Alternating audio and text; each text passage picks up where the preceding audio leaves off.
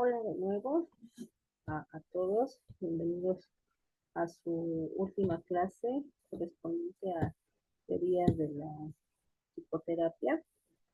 Y bueno, la vez anterior nos quedamos en la parte final de la terapia breve centrada en soluciones y vamos a dar continuidad con el concepto del problema, ¿sí?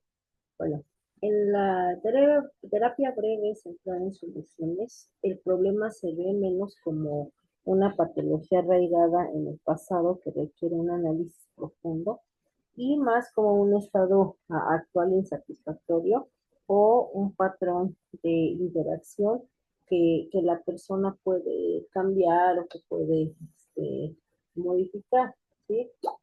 En este sentido, el enfoque principal no es el origen o la causa del problema, sino la construcción de un futuro deseado y las soluciones prácticas para poder alcanzarlo. Uh-huh. Hay aspectos clave, justo como en todas las terapias, del concepto de un problema en la terapia basada en soluciones, no, más centrada, perdón, en soluciones. Uh-huh. En primero está la construcción social. Los problemas no se consideran realidades objetivas e inmutables, sino construcciones sociales e interpretaciones que hace el cliente de su situación a través del lenguaje y la interacción, ¿sale? O sea, no es algo como una ley que podamos seguir, sino es a través de la construcción social que hace nuestro cliente consultante. Las intenciones fallidas de solución. A menudo lo que perpetúa un problema son los intentos fallidos y repetitivos de la persona por resolverlo, es decir, los intentos de solución que se convierten en el problema mismo, ¿sí? Y entonces no necesariamente una disfunción subyacente. El énfasis en las excepciones. En lugar de analizar el problema, pues el terapeuta busca activamente las excepciones, es decir, los momentos en los que el problema no ocurre o es menos intenso. Estos momentos pues son vistos como la base para construir soluciones, ¿sí? Porque entonces podemos observar en el cliente y hacerle notar que no en todo un momento el problema se encuentra presente, ¿sí? La postura neutral. El terapeuta adopta una postura no jerárquica y evita diagnosticar o definir la causa del problema, reconociendo al cliente como el experto en su propia vida y en lo que quiere lograr. Algo muy eh, eh, parecido, o más bien algo que ya abordamos en la clase anterior, ¿no? Y la disolución mediante el lenguaje. El problema se disuelve a través del diálogo y un cambio en la perspectiva y el lenguaje utilizado, pasando de un enfoque en la queja a uno en las posibilidades y fortalezas precisamente del mismo cliente. Y ahora, bueno, ya revisamos cómo es esta parte del problema, vamos a la parte de la solución. En la terapia centrada en soluciones, el concepto de solución no es la ausencia total del problema, sino un futuro en el que el problema es menos intenso o se maneja de manera más efectiva. Se basa en identificar y potenciar las fortalezas, recursos y habilidades que la persona ya posee para superar los obstáculos, en lugar de centrarse en analizar el problema en sí mismo, ¿sí? Las características claves del concepto de solución en este tipo de terapia se refiere a los siguientes puntos. Bueno, en primer lugar tenemos orientación al futuro. Se enfoca en el presente y el futuro deseado, no en las causas del problema en el pasado. Basada en los recursos del cliente. Asume que el cliente tiene las capacidades para resolver sus propios problemas. ¿Sí? Soluciones a medida. La solución es lo que funciona para el cliente, incluso si es diferente de lo que otras personas podrían considerar una solución, ¿no? Esto evidentemente también haciendo énfasis en que cada persona es diferente y que, bueno, Mientras el estilo de vida que para él le parezca saludable, y que realmente así sea, aunque para alguna otra persona pudiera no ser una solución viable, ¿no? Porque al final del día tampoco vamos a perjudicar a un tercero. El enfoque en las excepciones. Se identifican momentos en los que el problema no estuvo presente o fue menos intenso para entender que funcionó en esas ocasiones, ¿sí? Como lo mencionábamos en la diapositiva pasada. Y las soluciones hipotéticas. Si no hay excepciones previas, se exploran soluciones hipotéticas, imaginando cómo sería la vida sin el problema. Ujú.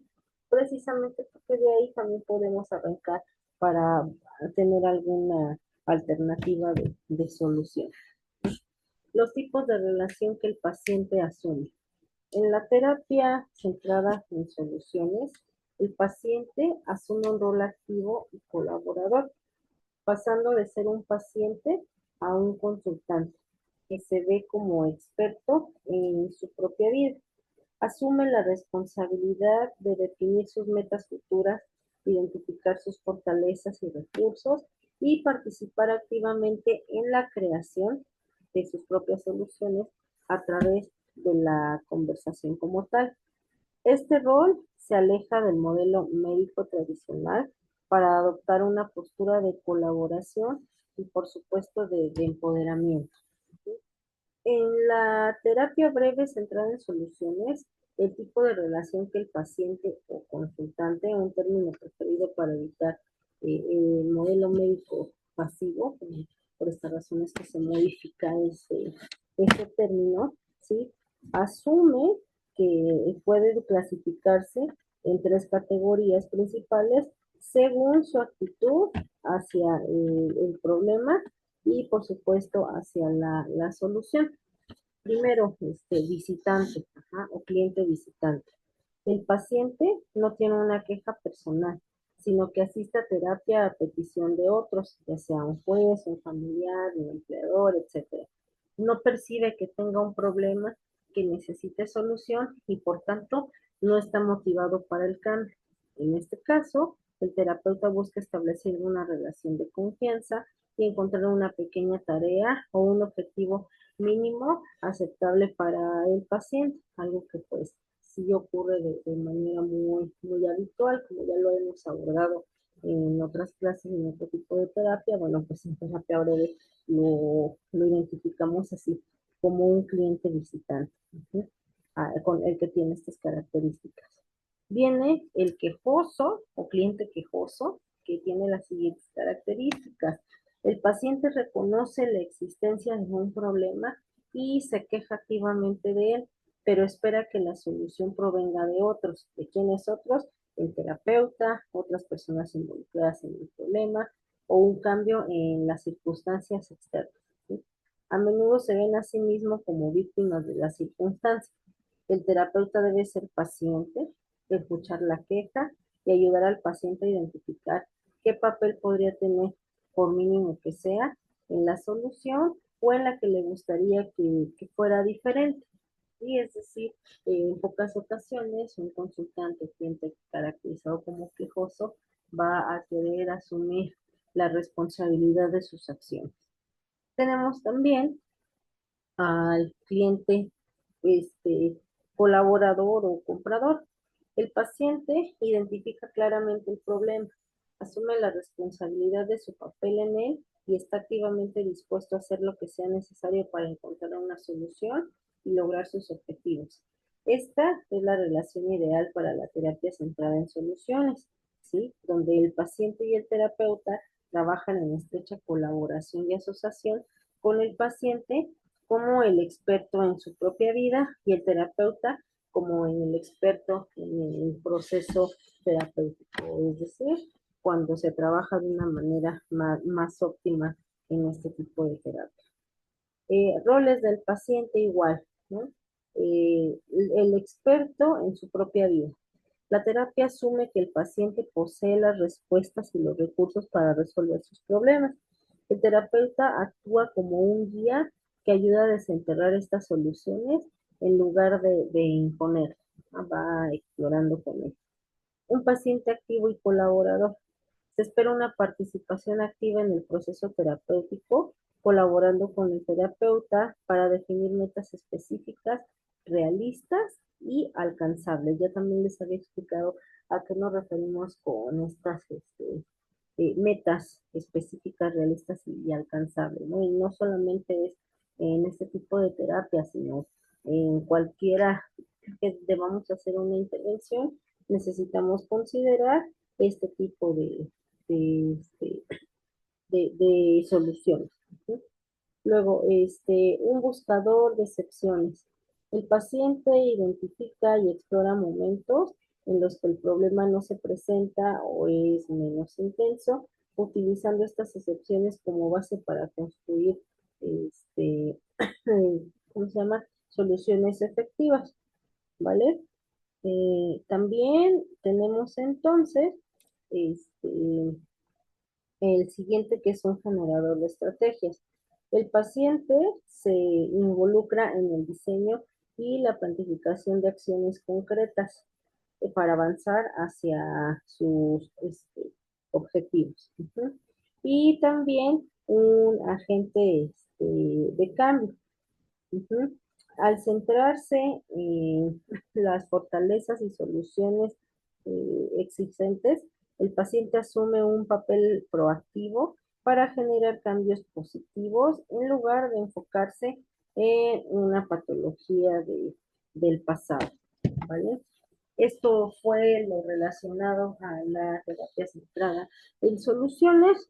Y bueno, vamos a dar continuidad ahora con otro tipo de terapia, con sus respectivas estrategias y demás, que se conoce como terapia sistémica. En los antecedentes históricos vamos a encontrar la siguiente información.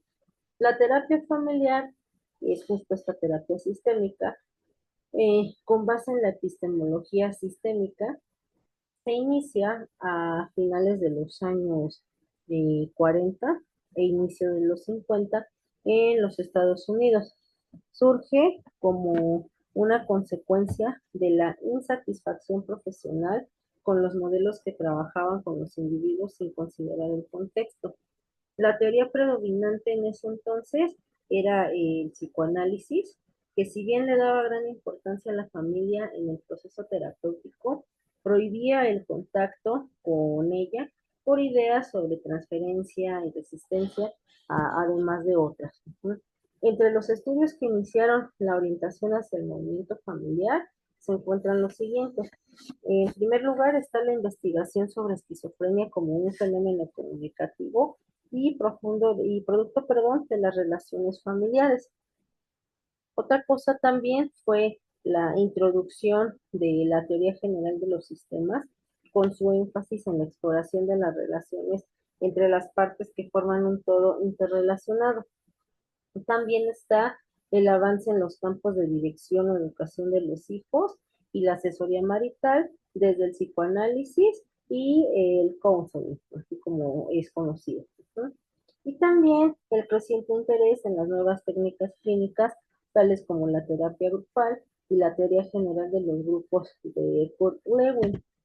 Este autor también ya lo revisamos, si mal no recuerdo, en psicología social. ¿Sí? Y bueno, al plantearse la naturaleza social del hombre, las preguntas de por qué un hombre hace lo que hace, se responden en términos del contexto de relaciones que él mismo crea y vive, separándose así de las ideas centradas en las causas y los orígenes de los problemas, es decir, una visión lineal, y dando lugar a nuevas formas de pensamiento en donde el problema es parte del mismo sistema organizado. Se distinguen en esta parte dos influencias básicas para el salto hacia una visión circular. La primera es la teoría general de los sistemas y la cibernética, además de las aportaciones del antropólogo Gregory Bateson, quien hace la primera conceptualización de la familia basado en dos ciencias. A él se le atribuye introducir la idea de que una familia podría ser análoga en su funcionamiento a un sistema homeostático o cibernético y se le reconoce como el epistemólogo por excelencia en el desarrollo de la terapia familiar, perdón. Se debe mencionar a Milton Erickson, psiquiatra y padre de la hipnosis moderna, o hipnosis ericksoniana, quien era famoso por su forma especial hacer terapia, ya que se basaba en estrategias inusitadas, perdón, y diferentes a los procedimientos tradicionales clásicos, de los que se diferenciaba no solo por su originalidad operativa, sino también por sus eficientes resultados, ¿sí? Milton H. Erickson que nos habla de este tipo de hipnosis, los trances y demás, ¿no?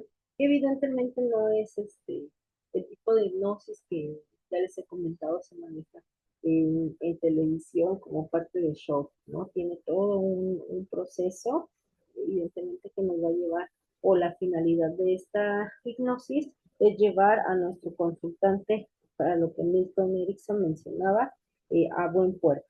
Uh-huh. Bueno, además de las aportaciones pragmáticas de Milton Erickson, resaltan las nuevas ideas sobre la comunicación humana, con sus axiomas que resaltan la imposibilidad de no comunicarse, ya que el comportamiento de un miembro de un sistema tiene un valor de mensaje para los demás en todo momento y situación. Finalmente, pues se puede hablar de dos generaciones distintas de pensamiento en la terapia familiar.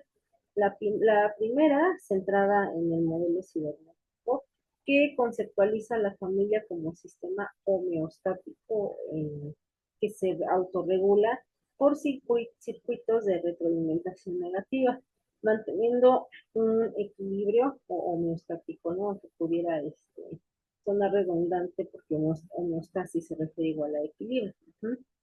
En la segunda generación se conceptualiza a la familia como un sistema vivo regulado por circuitos de retroalimentación positiva, en donde las mediaciones son oportunidades de crecimiento. Durante muchos años, la influencia de estas dos formas de pensamiento dio base a varios modelos de intervención, como la terapia breve enfocada en los problemas o las soluciones, la terapia estructural, la terapia estratégica y la llamada Escuela de Milán. Sin embargo, con el tiempo comenzaron a surgir nuevos enfoques, ya que, bueno, ya no centrados en el paradigma cibernético, sino en el paradigma narrativo. A saber, bueno, entonces la terapia narrativa, el enfoque colaborativo y el enfoque reflexivo. Se dejan de lado las intervenciones estratégicas para pasar al mundo de la conversación, las palabras y los significados. El paradigma que sostiene esta visión es la cibernética de segundo orden, donde se reconsidera el papel del observador, quien entra en aquello que está observado. Uh-huh.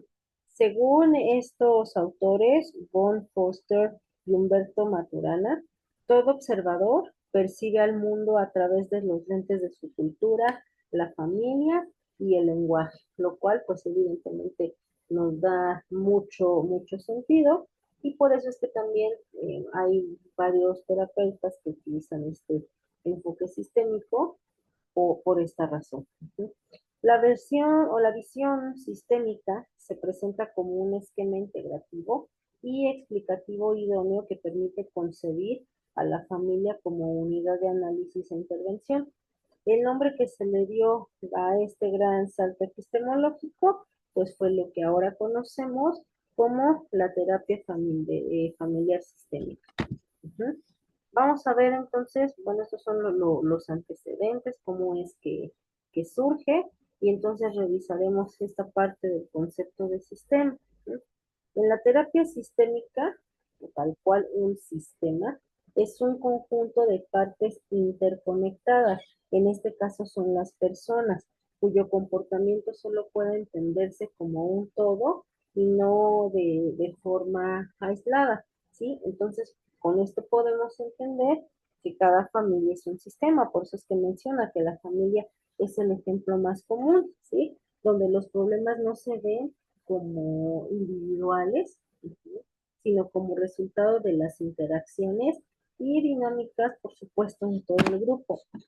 Este enfoque considera a la persona dentro de sus sistemas relacionales más amplios, como la familia, el trabajo o la escuela, analizando cómo se afectan mutuamente para encontrar soluciones. ¿Sí? Entonces, debemos de tener parasistémica bastante claro que el sistema se refiere a un conjunto de partes interconectadas, es decir, a un conjunto de personas, llámese familia, que es el principal núcleo, trabajo, relaciones personales, etcétera.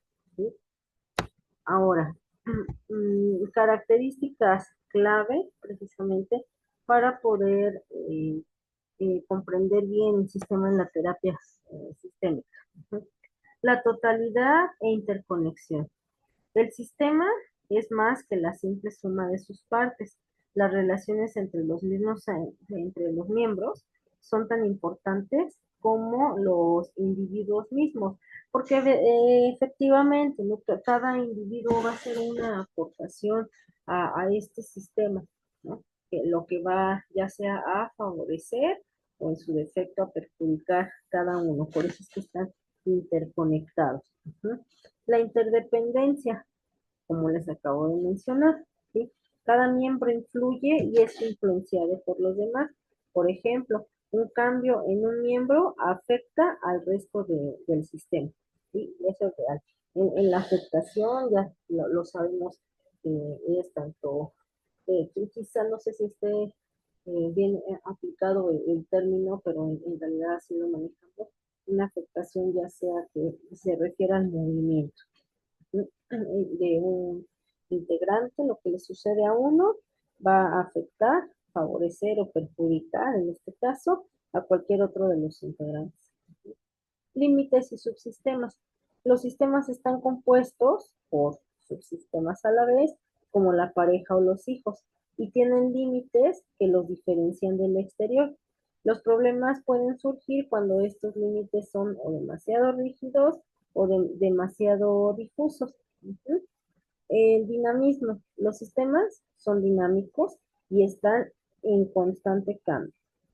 Entonces, la terapia busca entender tanto la tendencia a mantener la estabilidad, como ya les mencioné, la homeostasis, como la capacidad de transformación, la morfogénesis.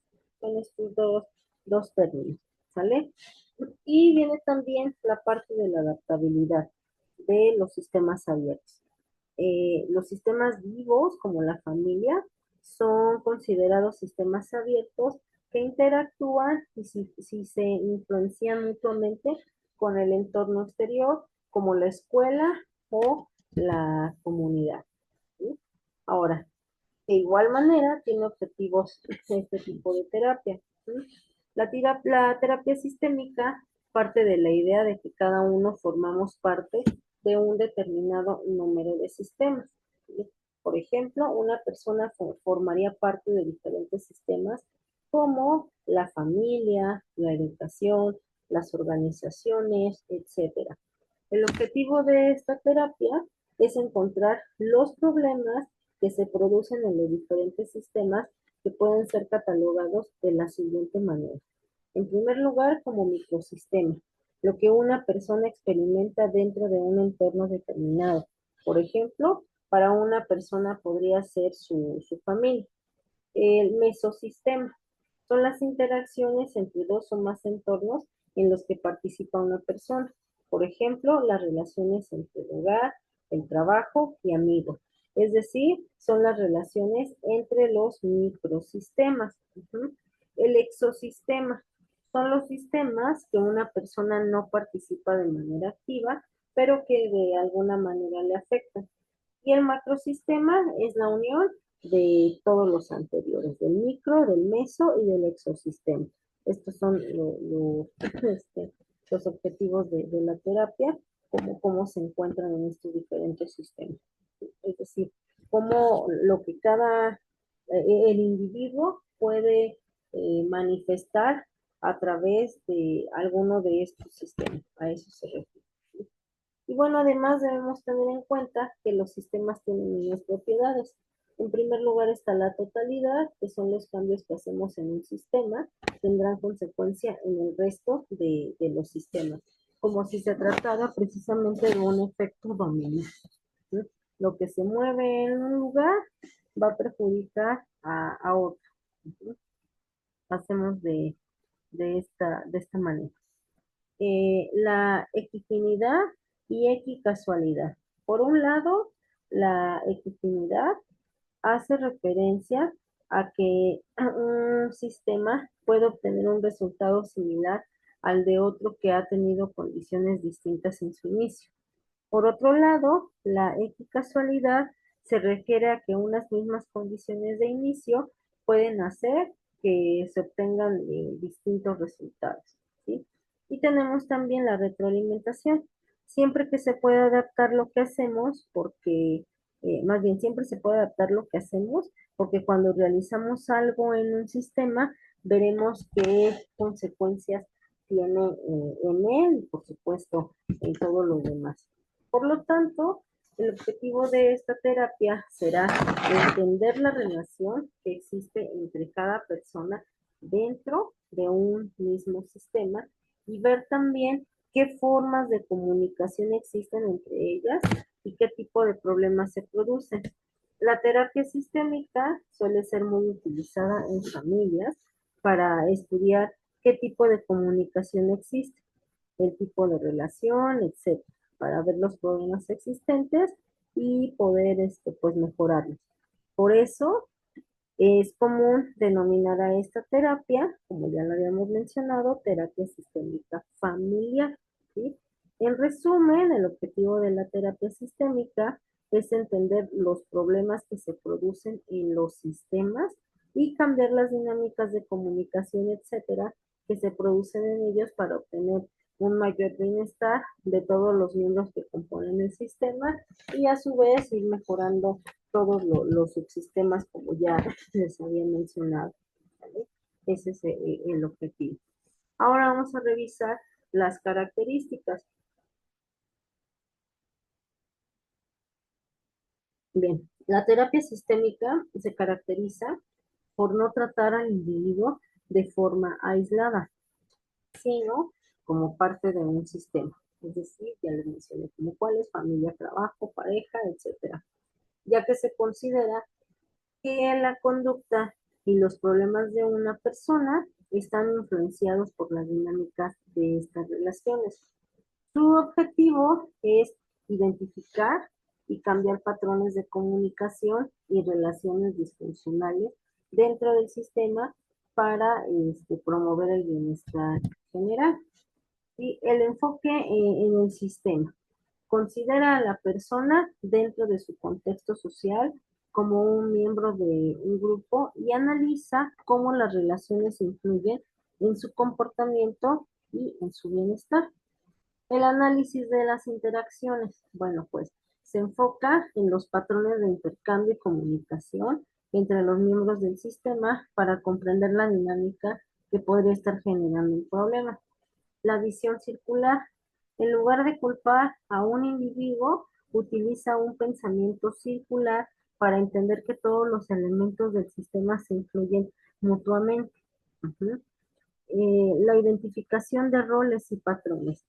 Bueno, pues examina los roles, las reglas implícitas y los patrones repetitivos que se dan dentro del sistema y cómo estos afectan a sus miembros, ¿sí? Porque evidentemente estamos hablando de un sistema, ¿no? En su afectación de roles y patrones, es decir, todo aquello que también se va repitiendo. Uh-huh. El rol activo del terapeuta. El terapeuta adopta un rol activo y colaborativo, realizando preguntas estratégicas y sugiriendo nuevas perspectivas para facilitar el cambio. La búsqueda de solución. Busca identificar los problemas que se producen en el sistema y promover cambios en las dinámicas de relación para alcanzar el bienestar de todos sus integrantes. El contexto histórico y cultural. Se tienen en cuenta experiencias previas y en el contexto histórico de la familia, mitos, valores, cargas emocionales heredadas, es decir, todas aquellas tradiciones, incluso costumbres que la familia va generando. Esto, pues, para entender el problema actual. Y la duración breve. A menudo se asocia con un proceso terapéutico relativamente breve, aunque la duración depende de cada caso.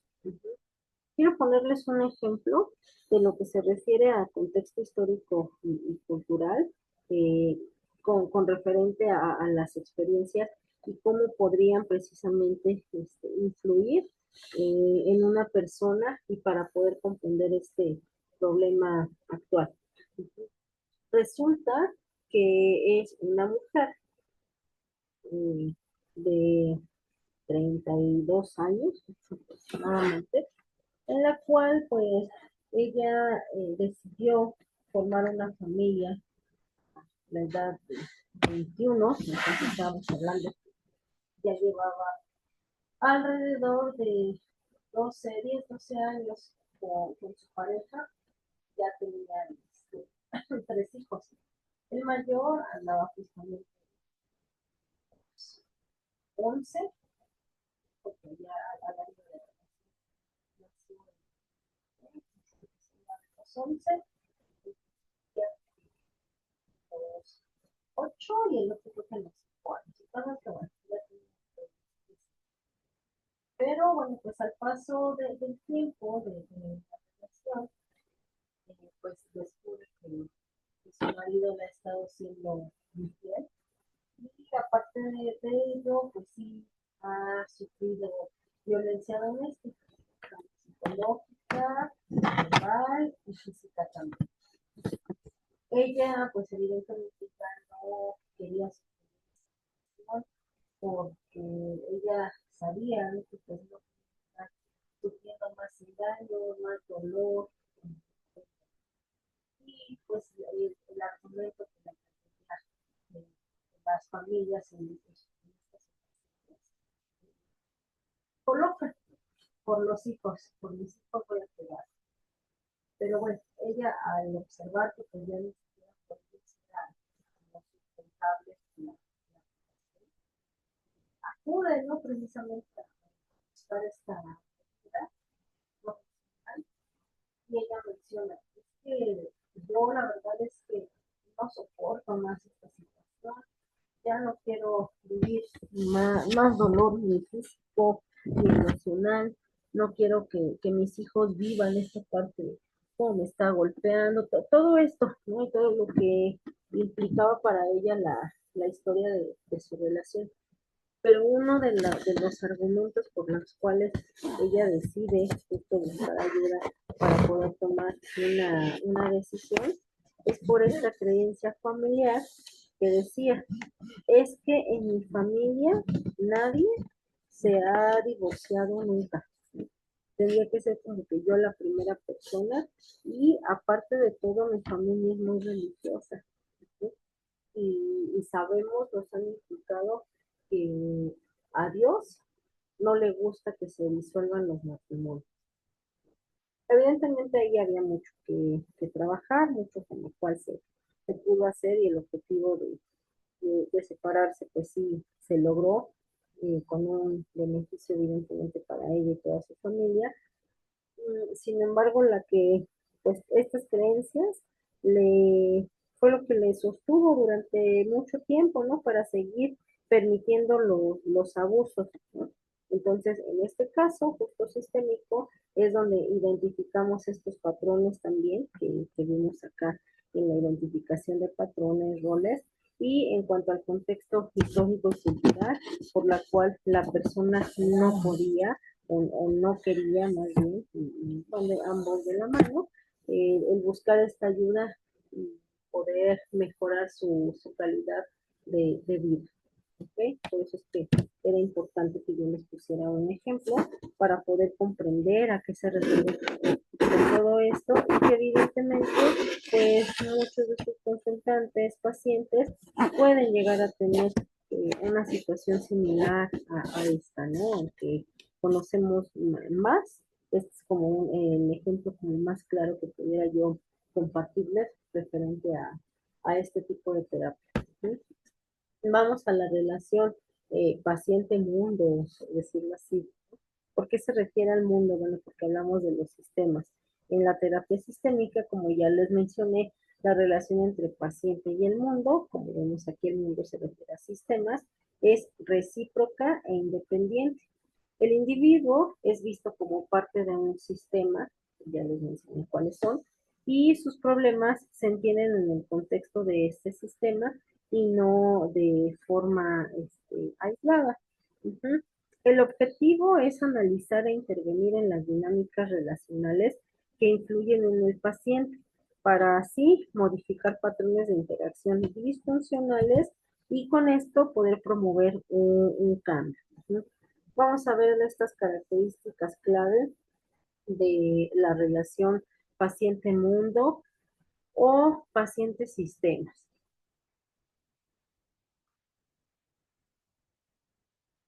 Está en primer lugar la visión circular.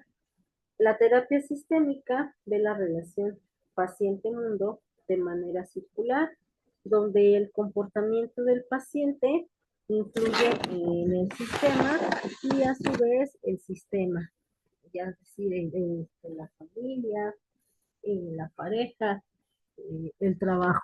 ¿No? Todo esto influye en el comportamiento del paciente. El síntoma como parte del sistema. Un problema o síntoma individual no se considera una falla del paciente, sino una manifestación de la dinámica relacional en la que está inmerso. El paciente puede ser visto como el portador de un malestar familiar. ¿Sí?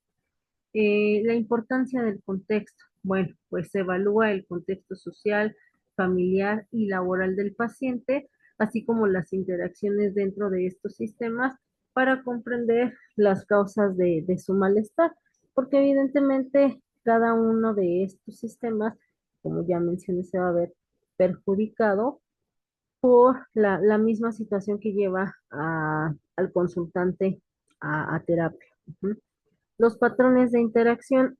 El terapeuta analiza los patrones de comunicación, roles y estructuras que se repiten dentro del sistema, ya que estos patrones, a menudo inconscientes, determinan la forma que el individuo se relaciona y experimenta su vida. La intervención sobre la dinámica. En lugar de centrarse solo en el individuo, la terapia trabaja directamente con las interacciones entre los miembros del sistema, ya que modificar estas dinámicas es clave para poder resolver los problemas. La estabilidad y el cambio. La relación sistema-contexto busca un equilibrio entre estabilidad y cambio. La terapia ayuda a que el sistema y sus miembros evolucionen sin perder su identidad, pero rompiendo con patrones que ya no funcionan. ¿Sí? Patrones o en algún otro nombre que podemos darle, podría ser creencias, costumbres limitantes, es decir, que no le permiten al consultante avanzar de manera favorable, ¿vale? Las técnicas utilizadas en la terapia sistémica. Bueno, pues el profesional sistémico aplica unas estrategias con el propósito de mejorar y generar el cambio en la relación de los miembros del sistema. La selección de las técnicas dependerá del tipo de interacción disfuncional. Se trabajará con dos o tres miembros del sistema como mínimo, realizando también una intervención individual. Ujú. Porque no por el hecho de que se trabaje justo con las partes del sistema, significa que no podemos trabajarlo o que no se debe en este caso, pues trabajar de manera individual. Ujú. En la primera técnica tenemos la reformulación.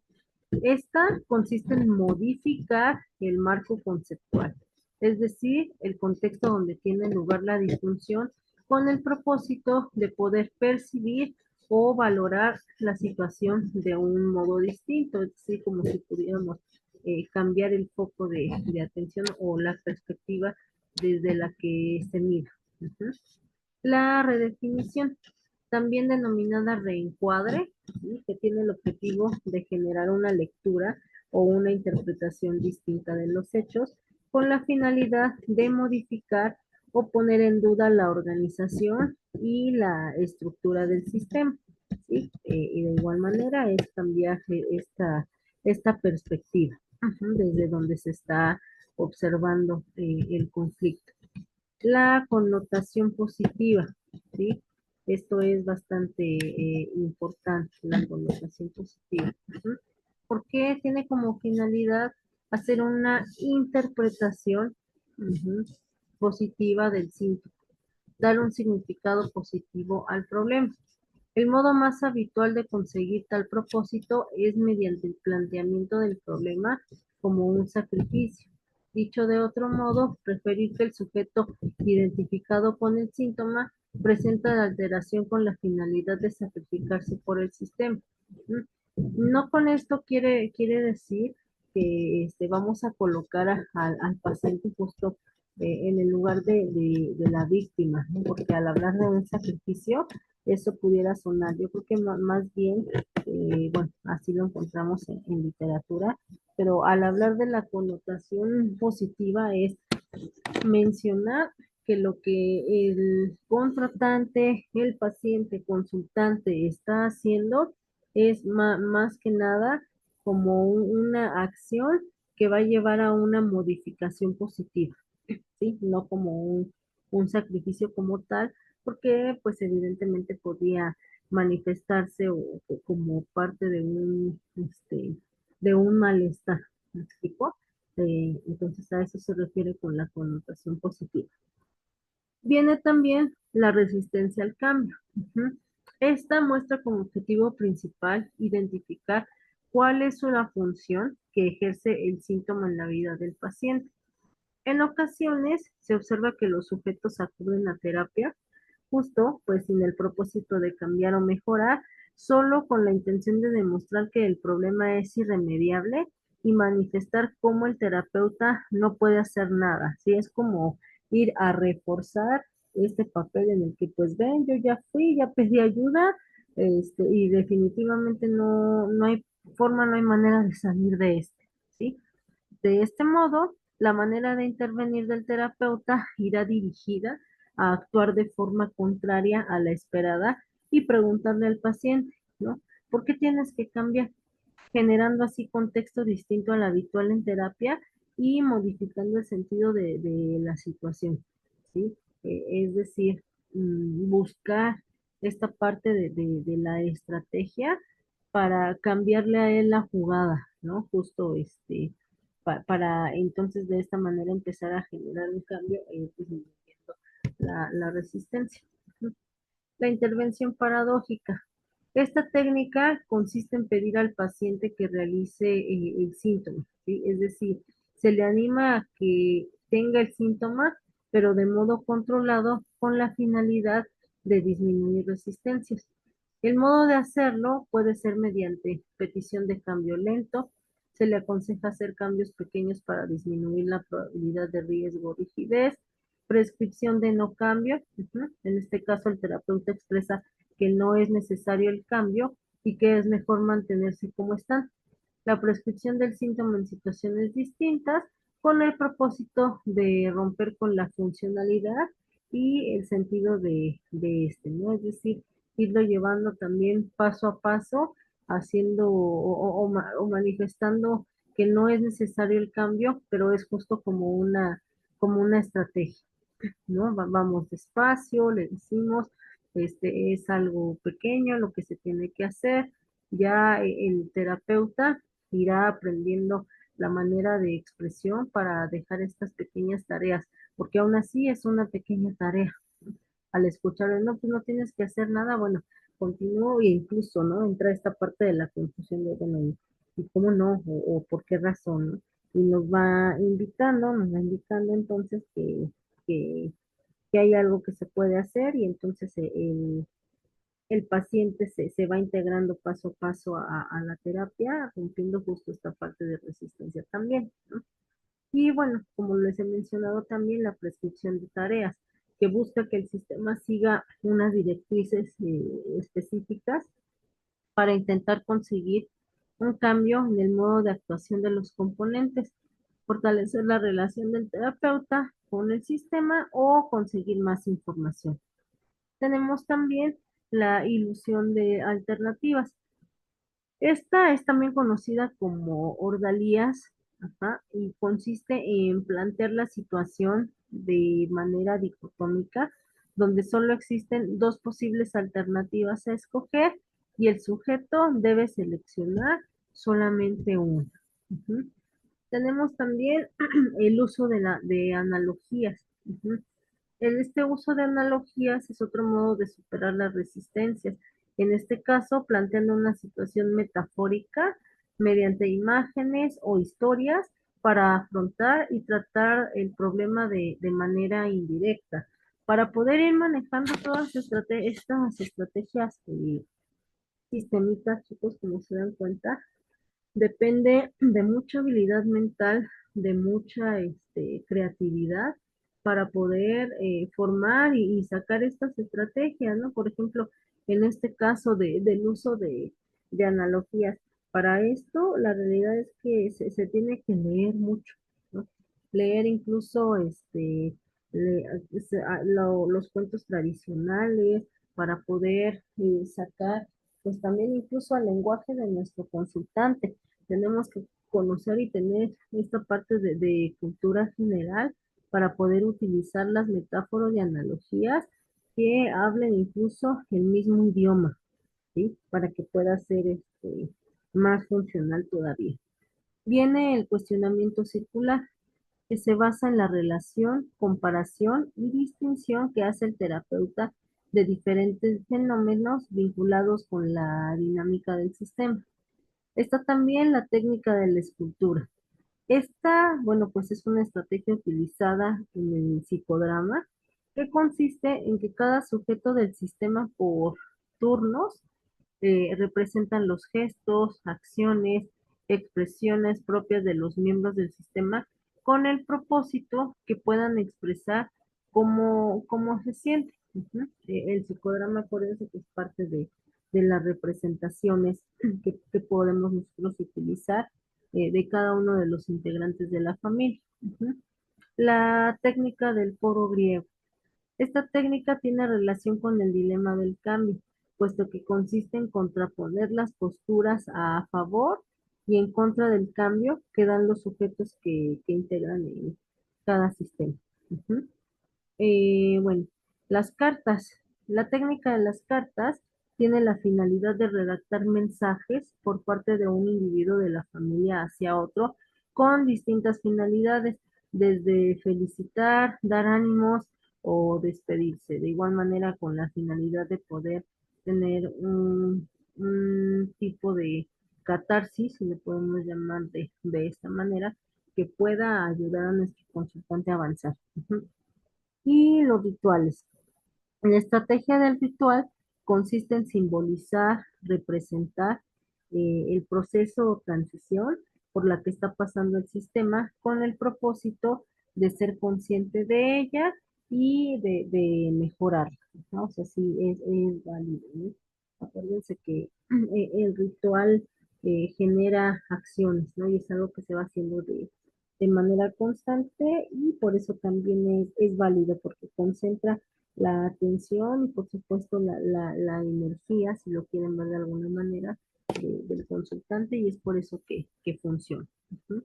Y bueno, pues eso fue lo relacionado a la terapia sistémica, a la parte familiar.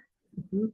Repito, la terapia sistémica familiar, pues es bastante útil y se considera un tanto breve. Recuerden que pues también se puede ir mezclando, ujú, y pues bueno, lo hacemos de esta manera. Viene la terapia existencial humanista. Ujú.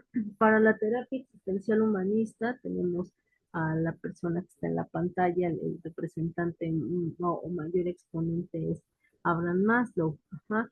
En los antecedentes históricos y filosóficos tenemos esto, ¿no? Justo la psicología humanista, que es definida por la Asociación Americana de Psicología como un movimiento que enfatiza la comprensión del ser humano a través de principios como la totalidad, la libertad, la intención, la responsabilidad, el crecimiento, el potencial y los valores personales. Al humanismo en psicología también se le conoce como la tercera fuerza, un término acuñado por Abraham Maslow, ¿sí? Ya les mencioné, está aquí en la pantalla.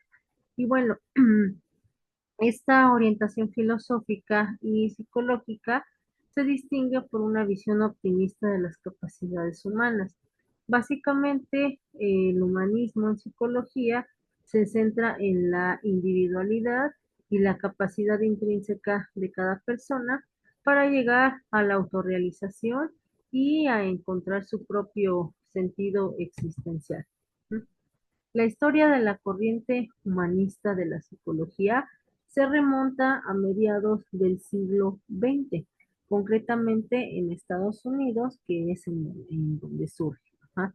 Para entender cómo surge la psicología humanista, hay que tener en cuenta que en este contexto histórico lo que predominaba era el psicoanálisis y el conductismo.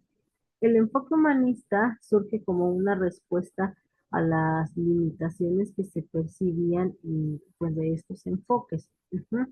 El humanismo rechazó los postulados del enfoque conductista, que se caracteriza por ser determinista, centrado en el refuerzo del comportamiento de estímulo-respuesta y dependiente en gran medida de la investigación animal. La escuela humanista también descartó las teorías psicodinámicas porque solo se centraban en fuerzas irracionales e instintivas que son evidentemente producto del inconsciente. Ujú. La psicología humanista, ¿sí? Amplió su influencia a lo largo de los años 70 y 80, ¿verdad?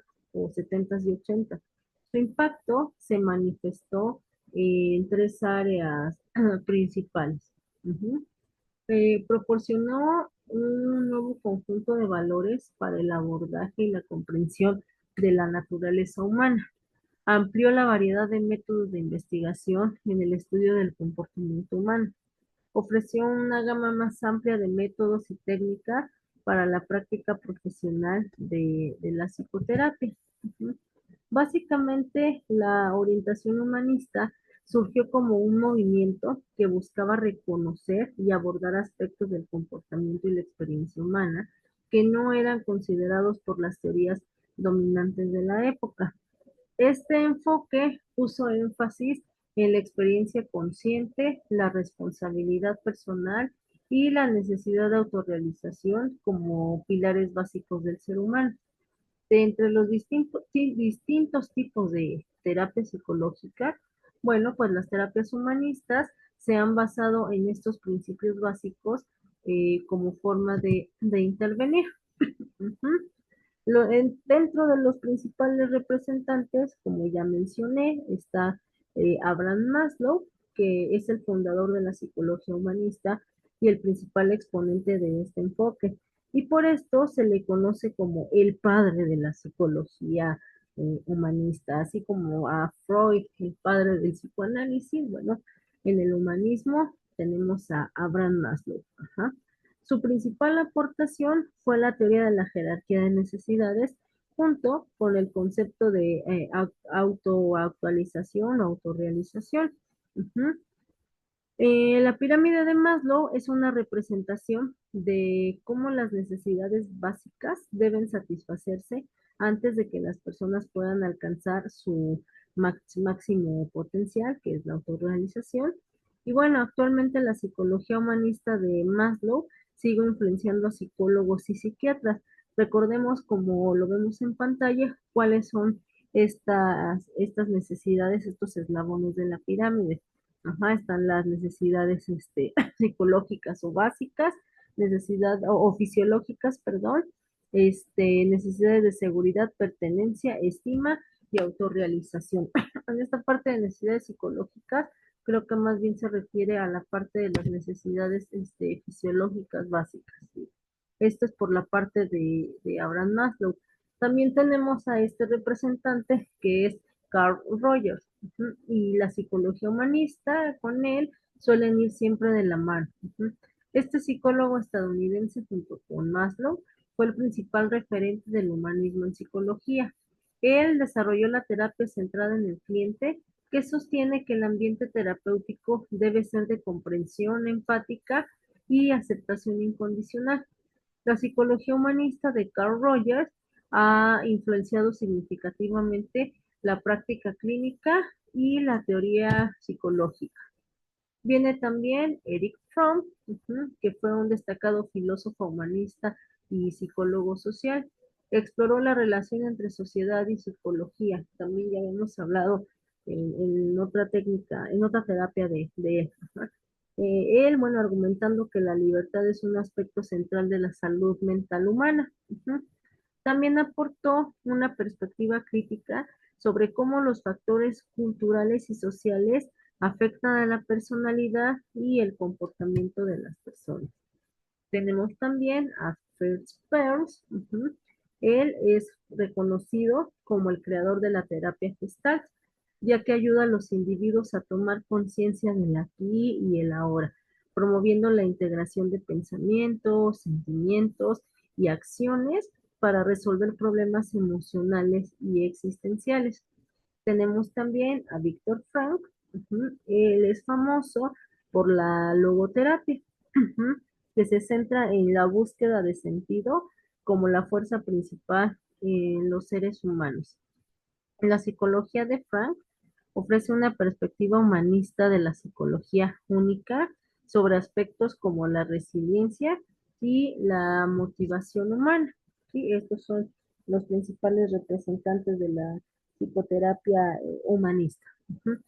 Viene en esta parte lo que conocemos como concepto de autonomía. En la terapia existencial humanista, la autonomía es un concepto fundamental que se refiere a la capacidad inherente del ser humano para regular su propia conducta, tomar decisiones conscientes y asumir la responsabilidad por las mismas. El ser humano es visto como un ser libre y responsable de forjar su propio destino y encontrar su significado en la vida. Están estos conceptos claves de la autonomía en este enfoque. ¿Cuáles son? Bueno, los siguientes. Primero, hablamos de la libertad y la elección. Un principio central es que las personas son inherentemente libres y tienen la capacidad de elegir cómo responder a las circunstancias de la vida. La autonomía implica reconocer y ejercer esta libertad para tomar decisiones alineadas con los valores personales y objetivos a largo plazo. Está la responsabilidad personal. La autonomía está intrínsecamente ligada a la responsabilidad. Ser autónomo significa asumir la autoría de las propias decisiones y acciones, en lugar de culpar a factores externos o también al pasado. La autorrealización y autoactualización. La autonomía es un motor clave para la autorrealización, que es la tendencia innata a alcanzar el máximo potencial y desarrollar talentos y habilidades. Entonces, el objetivo de la terapia es fomentar esta capacidad para que la persona logre su mayor potencial, ¿no? Evidentemente, si ustedes están siendo observadores, cada uno de estos conceptos clave es como si fuera como ligados, ¿no? Al ser una persona libre, me hago una persona responsable y con ello puedo llegar a la meta, a mi autorrealización. Ujú. Es como este efecto cadena también que les acabo de mencionar. Está la conciencia individual, que dice que la autonomía requiere un proceso de autoconocimiento y conciencia de la propia experiencia subjetiva, incluyendo emociones, juicios y prejuicios. Y esto, ¿cómo lo vamos a lograr? Pues evidentemente a través de esta responsabilidad personal. Ujú. Y está también la creación del ser. Desde una perspectiva existencialista, la autonomía implica que la persona empieza por existir y después se define a través de sus decisiones y acciones y que, bueno, no hay una esencia predefinida, sino que cada uno se hace a sí mismo. Ujú. Está el objeto de o el objetivo, perdón, de la terapia conductual humanista. Aquí me equivoqué y puse objeto, pero bueno, es objetivo. Ujú. Este objetivo principal de la terapia humanista es fomentar el crecimiento personal y la autorrealización del individuo. Busca abordar la salud integral de la persona, resaltando su experiencia personal y promoviendo los cambios necesarios para su desarrollo, a menudo abordando problemas psicológicos como la ansiedad o la depresión. Ujú. Los objetivos específicos incluyen lo siguiente: aceptación incondicional, desarrollo integral, exploración vivencial y el reconocimiento del potencial. Ujú. Cuando hablamos de aceptación incondicional, se trata de lo siguiente: de promover la autoaceptación partiendo del principio fundamental de que al aceptarse tal como es, la persona puede lograr un cambio significativo. El aceptarse tal y como es se refiere a la totalidad. Como lo mencionaremos quizá de una manera más metafórica, luz y obscuridad. ¿Sí? Una totalidad de luz y obscuridad, cualidades, herramientas, pero también defectos y todas aquellas habilidades que aún no se ha desarrollado. Cuando hablamos del desarrollo integral, hablamos de trabajar de manera integral con las emociones, comportamientos y pensamientos del individuo dentro de un proceso terapéutico profundo, cercano y respetuoso. ¿Sí? Con las tres cosas vamos a trabajar de manera integral, es decir, no solo con las emociones, no solo con comportamientos, sino solo con pensamientos. Ujú.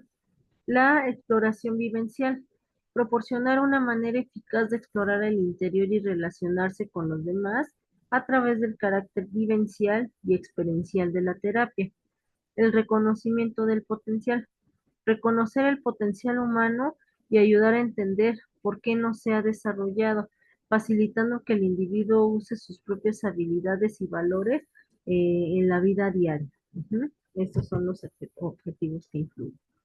Es importante, chicos, notar que la terapia humanista se desarrolló como una reacción al conductismo y al psicoanálisis, enfocándose en la dignidad humana y el potencial de desarrollo, y no suele integrarse directamente con la terapia conductual en un solo modelo bajo el nombre terapia conductual humanista, ¿no? Sino que son enfoques distintos con metas diferentes. ¿Sí? Aunque tenga precisamente su origen o su reacción ante ello, son técnicas diferentes. Ahora, tendremos que hablar de estas características principales. La terapia humanista existencial se centra en la libertad individual, la responsabilidad y la búsqueda de significado vital para ayudar a las personas a alcanzar la autenticidad y el crecimiento personal. Sus características clave incluyen la creencia en el potencial de crecimiento innato del individuo, la exploración de la experiencia subjetiva y el desarrollo de la autoaceptación y la creación de un sentido de propósito para vivir de manera plena. El énfasis en la experiencia subjetiva. Se refiere a que la terapia valora profundamente las experiencias, sentimientos y percepciones únicas de cada persona. Si se dan cuenta, bueno, en el caso de la sistémica, aunque sea una unidad en este sentido, toma en cuenta los factores familiares, sociales, etcétera, como los sistemas y demás. Y en esta no, ajá, es parte de una percepción única. El foco en el aquí y en la ahora. Se centra en el presente y cómo el individuo se relaciona con su mundo actual, aunque se profundice en el pasado para entender los problemas presentes. La autonomía y responsabilidad. Se enfatiza la libertad del individuo para tomar decisiones y la responsabilidad sobre sus acciones y el sentido que da a su vida. Tenemos la búsqueda de sentido. Ayuda a las personas a encontrar un significado y propósito en su existencia, lo cual es crucial para el bienestar y la superación del sufrimiento. El potencial de crecimiento se basa en la creencia de que cada persona tiene una capacidad innata para el crecimiento personal, la autorrealización y también para la felicidad. La relación terapéutica horizontal se refiere a que el terapeuta adopta una postura de igualdad con el paciente, que se siente comprendido y apoyado en un espacio seguro para la reflexión. ¿No? También tenemos el desarrollo de fortalezas. Se trabajan las fortalezas y también las habilidades personales para ayudar al cliente a desarrollar la resiliencia y afrontar los desafíos de la vida. La visión holística. Se abordan las diferentes dimensiones del ser humano, es decir, sentimientos, pensamiento, cuerpo y relación con los demás, para lograr una comprensión más completa de su realidad. Y también está la importancia de la autenticidad.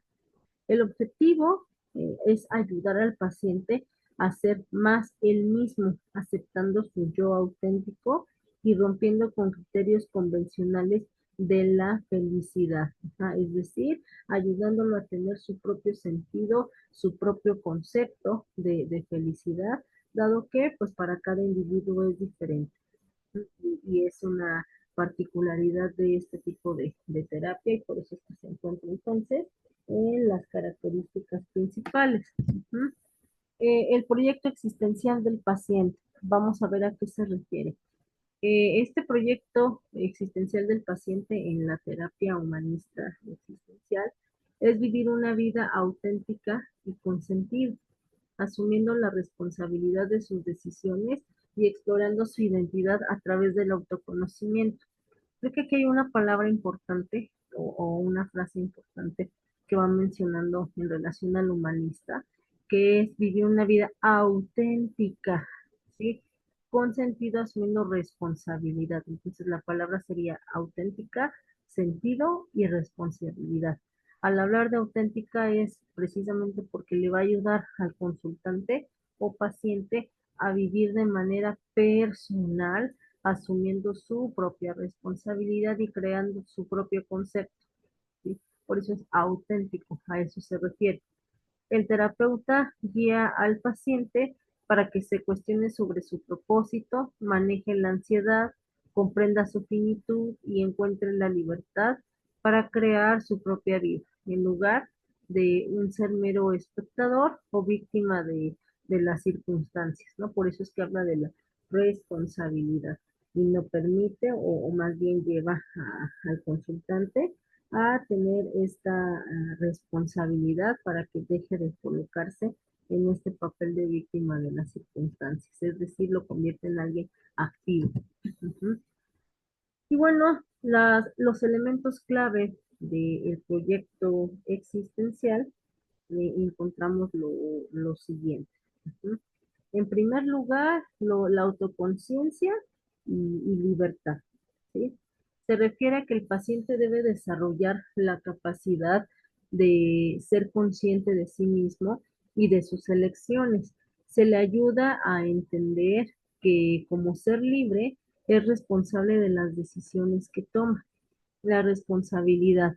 Se fomenta que el paciente asuma la responsabilidad por su vida, en lugar de culpar a otros o a las circunstancias. Está la búsqueda del significado.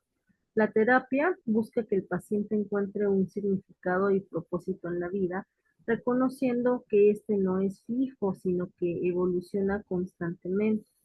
La aceptación de la condición humana. El paciente se enfrenta a temas existenciales como la muerte, la soledad y la ansiedad, no como problemas a eliminar, sino como parte inherente de la vida que dan sentido y urgencia precisamente a la propia existencia. La identidad y cambio continuo. Se entiende que la identidad se construye a través de las relaciones con los demás y que el ser humano se está reinventando constantemente. Y también tenemos la autenticidad y la autoactualización, de lo cual ya hemos hablado. Porque bueno, el proyecto final es vivir una vida plena y auténtica en la que el yo real, es decir, quien es, se acerque lo más posible al yo ideal, quien se desea ser.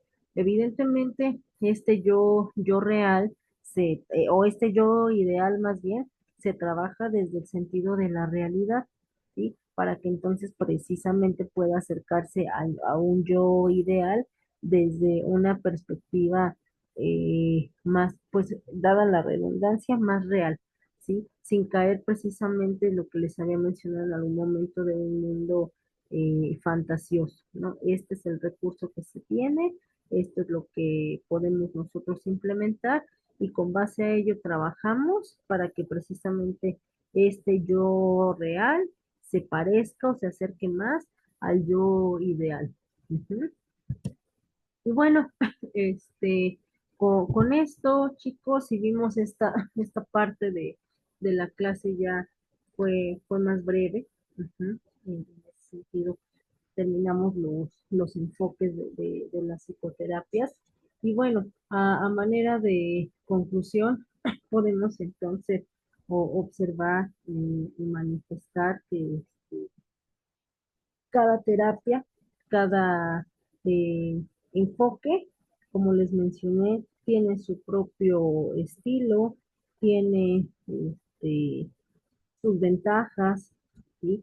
Pero todas nos van a llevar al mismo punto, que es el bienestar de nuestro consultante.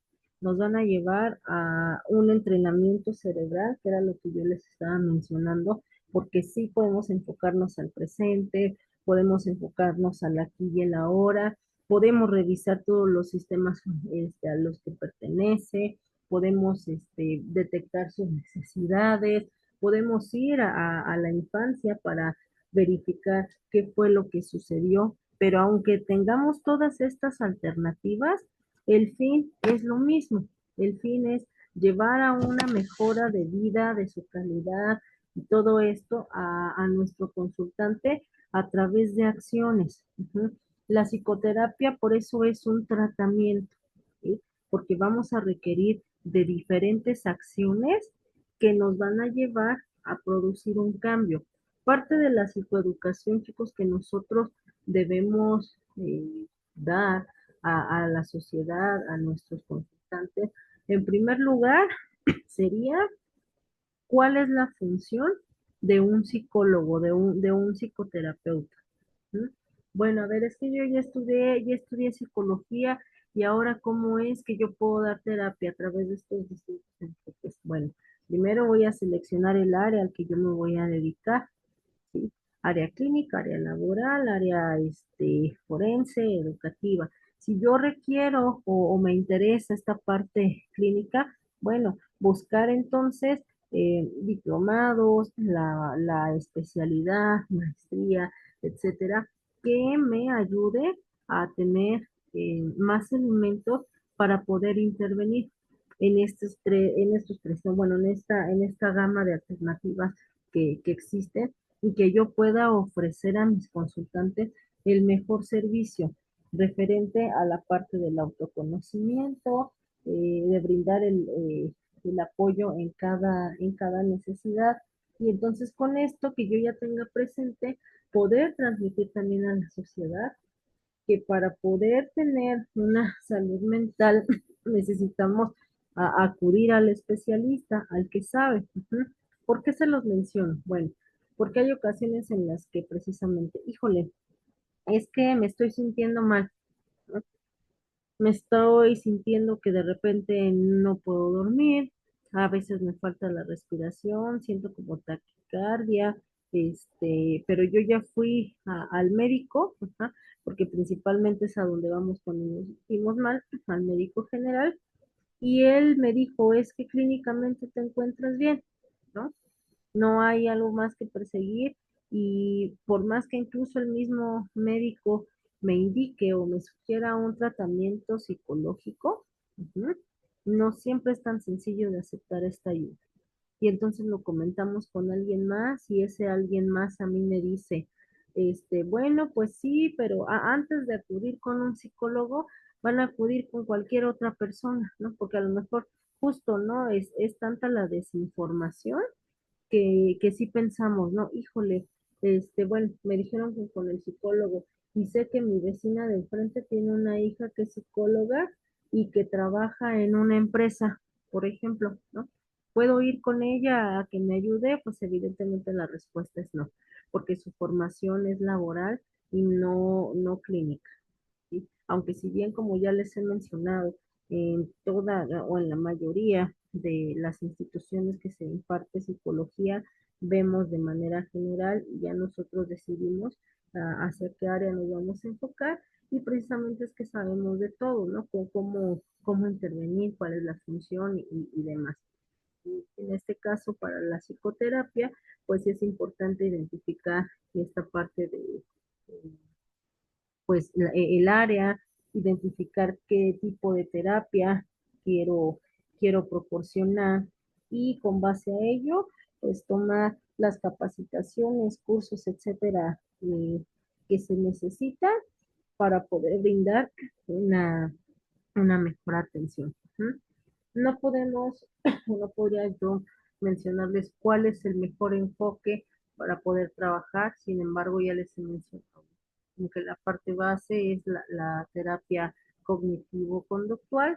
Ya les enseñé a través de estas tres clases qué es la psicoterapia, a qué se enfoca cada uno y cómo son las estrategias para poder intervenir, aunque en efecto nadie les va a enseñar a ser terapeutas. Aunque tengamos toda esta base teórica y el conocimiento, se requiere precisamente la disposición, el perder el miedo a empezar a intervenir, ¿no? A empezar, evidentemente, como les mencioné, no tienen todavía la licencia, pues, la cédula profesional para poder hacerlo, porque están precisamente en esta formación, pero sí pueden ir implementando sus métodos, ¿no? A través de las actividades que nos vamos dejando, atreverse a hacer las entrevistas, sabiendo que es meramente académico, realizar ejercicios, ¿no? En este caso, bueno, ahorita ya vimos la parte de la psicoterapia, hacer mayor investigación, perdón, en ello, y demás, para que de esta manera pues yo pueda ir formándome de una manera más específica y entonces en su momento poder hacer la intervención. Ujú. Busquen en algún momento, si así lo eligen, también lugares en donde puedan ustedes hacer como la parte de voluntariados, no sé, es lo que yo les pudiera sugerir en este sentido para mejorar o poner en práctica todo lo que ustedes están aprendiendo, ¿no? No lo dejen solamente en lo que ven aquí, hagan sus anotaciones, vayan formando sus técnicas, sus ejercicios y pues también lo que nosotros como docentes podamos compartir adicional, digo, no siempre es posible transmitir todo el conocimiento y demás, porque como les he mencionado, ¿no? Estamos en constante formación, pero pues tómenlo y ya ustedes van a decidir qué tipo de enfoque, qué tipo de terapia quieren ustedes impartir o más bien es más compartir, llevar a cabo en el ejercicio profesional, ¿vale? Entonces, pues no hay un enfoque único, no hay un enfoque mejor que otro, ¿sí? Si bien ya les mencioné algunos los han considerado más útiles para una cosa que para otra. Ajá. Como terapeutas, fórmense de esta manera, como les acabo de mencionar, busquen alternativas y evidentemente, pues para este ejercicio también nosotros necesitamos llevar un proceso y en este sentido hay que permitirle al terapeuta trabajar. Ujú. Creo que también otro factor común de todas estas psicoterapias que les mencioné, aparte de la función de entrenamiento cerebral, bueno, yo les mencioné y otro factor común es eso. Mientras se tenga la disposición para poder generar un cambio en la vida personal, cualquier enfoque me va a funcionar porque yo voy a permitir al terapeuta hacer su trabajo, hacer todo aquello que le corresponde y entonces con esto, ahora sí sucede la magia, ¿no? La magia en el sentido de que todo lo que yo voy a realizar me va a funcionar, ¿sí? A esto es a lo que me refiero, ¿bien? Entonces, pues bueno, por hoy y por esta clase la doy por terminada y nos escuchamos en una siguiente clase, ¿vale? Gracias por su atención, por escuchar y entonces ya me escucharán después. Hasta luego.